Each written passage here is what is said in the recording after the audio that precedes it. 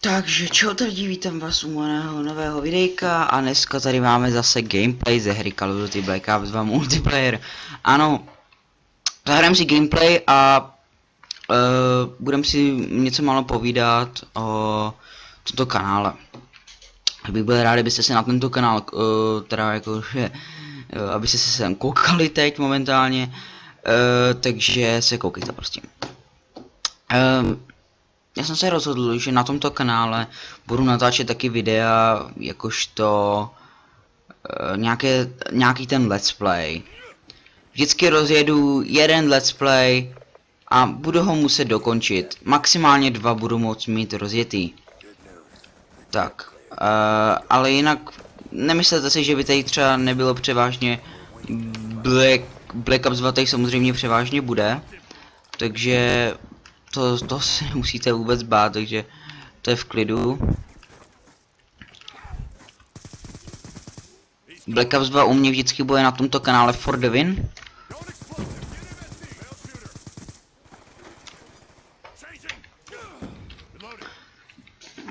Takže bude prostě for the win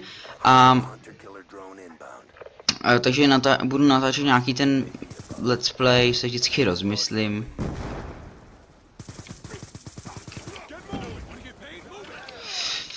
Teď jsem zrovna si říkal, že bych mohl natáčet Zaklínače 1, protože to nějak extrémně nikdo moc nenatáčí, ale je to dobrá hra, když si to vezmete.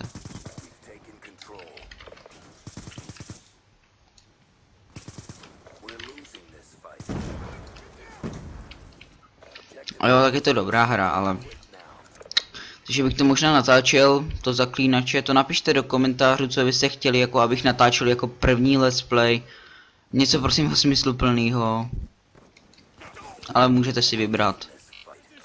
Něco co mám, jo, takže já vám když tak odpovím, jestli něco mám, tak takže to prostě napište, prostě to byste chtěli jako první let's play na tomto kanále. Samozřejmě, že budu převážně natáčet ty Black Ops 2, vždycky když se mi povede nějaké dobré skóre nebo něco takového, tak samozřejmě natočím nějaký ten gameplay.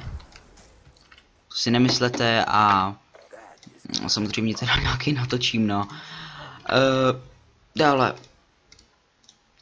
Takže teda napište, co byste chtěli za ten let's play. Je to jenom na vás. Co chcete, napište to prostě do komentářů. Napište to prostě do komentářů. Napište to tam. Já se podle toho nějak zařídím. Uvidíme. Doufejme. Teda měl bych se podle toho nějak zařídit. Ne, dělám si srandu, to víš, že se podle toho zařídím, dámy a pánové. Když tak teď používám zbraň z Kerha s tlumičem a s tím, jak se to jmenuje. S tím...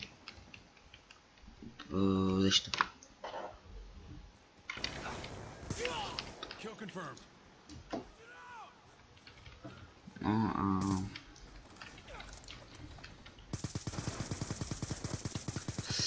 Co? Se netrefím, vole.